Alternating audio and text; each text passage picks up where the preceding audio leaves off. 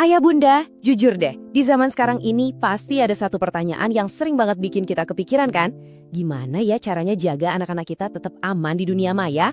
Nah, dalam beberapa menit ke depan, kita bakal kupas tuntas aturan main baru yang penting banget kita tahu. Yuk kita cari tahu bareng-bareng. Ini dia nih pertanyaan besarnya. Anak-anak kita sekarang kan emang digital native ya, mereka tumbuh besar online. Di satu sisi, wah internet itu kayak jendela ke seluruh dunia ya kan, keren banget. Tapi di sisi lain kita juga tahu ada banyak banget resiko yang ngentai di baliknya. Dan ternyata rasa khawatir kita itu beralasan banget. Oke, kita mulai dengan fakta yang pertama. Siap-siap ya, hampir 80% anak-anak kita itu udah jadi pengguna internet aktif. Coba bayangin, 8 dari 10 anak yang kita lihat di sekitar kita itu udah jadi warga dunia digital. Ini bukan lagi cerita masa depan loh, ini kenyataan mereka hari ini. Nah, kalau angka yang tadi udah bikin kaget, yang ini mungkin bakal bikin kita semua lebih waspada. Sebuah laporan dari UNICEF menunjukkan kalau setengah, ya 50% dari anak-anak yang aktif di internet itu pernah terpapar konten seksual. Ini bukan lagi kemungkinan atau risiko, tapi sebuah kenyataan pahit yang harus kita hadapi bareng-bareng. Oke, tarik napas dulu. Dengar angka-angka tadi pasti bikin cemas ya, wajar banget. Tapi kabar baiknya adalah kita nggak sendirian kok ngadepin ini. Pemerintah dan juga pihak sekolah ternyata mulai bergerak. Mereka lagi coba membangun semacam perisai pelindung buat anak-anak kita. Penasaran kan bentuknya kayak apa? Yuk kita lihat. Nah, untuk menjawab tantangan besar ini, pemerintah kita meluncurkan sesuatu yang bisa kita sebut Perisai Digital Indonesia. Ini adalah sebuah langkah yang gede banget loh. Tujuannya ya satu, melindungi generasi masa depan kita. Ini dia nih senjatanya, namanya PP Tunas. Gampangnya gini, ini adalah aturan baru yang menunda akses anak-anak kita ke platform-platform yang dianggap berisiko tinggi, kayak media sosial gitu, sampai mereka umurnya 16 tahun. Tujuannya apa? Jelas banget, untuk ngasih mereka waktu buat lebih matang, lebih siap sebelum terjun ke dunia online yang kita tahu sendiri, kompleks banget. Nah, ini bagian yang paling penting buat kita para orang tua. Peraturan ini tuh targetnya bukan kita atau anak-anak kita. Jadi nggak ada tuh ceritanya orang tua dihukum. Sasarannya jelas banget, para platform teknologi raksasa-raksasa digital itu. Mereka lah yang punya PR buat verifikasi usia. Kalau mereka gagal, ya mereka yang kena sanksi. Jadi fokusnya itu ke tanggung jawab perusahaan, bukan buat ngerepotin keluarga. Terus, kapan ini semua dimulai? Kita lihat jadwalnya ya. Peraturannya sendiri udah ditandatangani Maret 2025, tapi baru akan berlaku efektif nanti, tanggal 28 Maret 2026. Artinya apa? Artinya kita semua masih punya waktu nih buat siap-siap, buat adaptasi sama era baru perlindungan anak di dunia digital ini.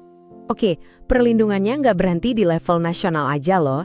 Sekarang kita coba zoom in ke lingkungan yang paling dekat sama anak-anak kita sehari-hari, sekolah. Yuk kita lihat gimana sekolah menerjemahkan semangat ini jadi aturan yang super simple, namanya aturan 3S.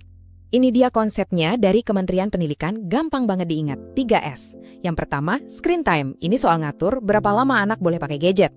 Kedua, screen break, ini penting banget, yaitu membiasakan jeda atau istirahat dari layar.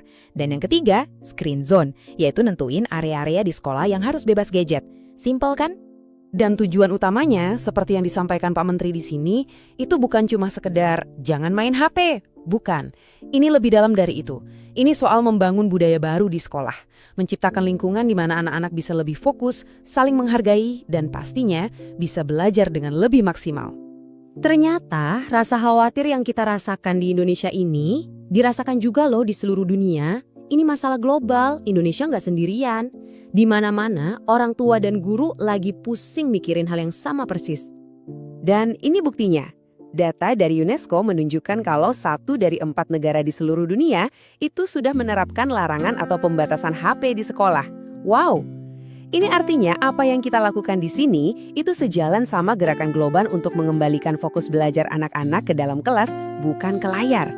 Terus, kenapa sih banyak negara rame-rame ngelakuin ini? Alasannya ya mirip-mirip banget sama kekhawatiran kita. Mereka mau mengatasi cyberbullying, mau melindungi privasi data anak-anak, mengurangi gangguan di kelas, dan yang paling penting, meningkatkan kesehatan mental dan kesejahteraan siswa secara umum. Oke, jadi pertanyaan terbesarnya sekarang adalah, gimana caranya kita bisa membawa pulang semua ide keren ini dari peraturan pemerintah, dari praktek di sekolah, terus kita terapkan di tempat yang paling krusial, yaitu di rumah kita sendiri. Dan jawabannya ada di sini. Konsep 3S yang tadi kita bahas itu ternyata nggak cuma buat sekolah loh. Itu adalah alat yang super simple tapi juga ampuh banget buat keluarga manapun. Bisa langsung kita contek buat di rumah. Yuk kita lihat gimana caranya. Gini nih cara nerjemahinnya ke bahasa rumah. Konsep screen zone di sekolah, di rumah itu bisa jadi meja makan bebas gadget. Titik. Konsep screen time. Nah ini jadi aturan main keluarga yang jelas soal kapan boleh main dan berapa lama. Dan yang terakhir, screen break. Gampang, kita bisa pakai alarm atau timer di HP buat ngingetin anak, oke, waktunya istirahat dari layar, yuk main yang lain. Sederhana dan bisa langsung dicoba kan? Pada akhirnya, peraturan dari pemerintah dan sekolah itu ibarat jaring pengaman. Penting, tapi kapten kapal yang sesungguhnya itu ya kita, para orang tua. Jadi pertanyaannya sekarang bukan lagi, perlu nggak sih bikin aturan?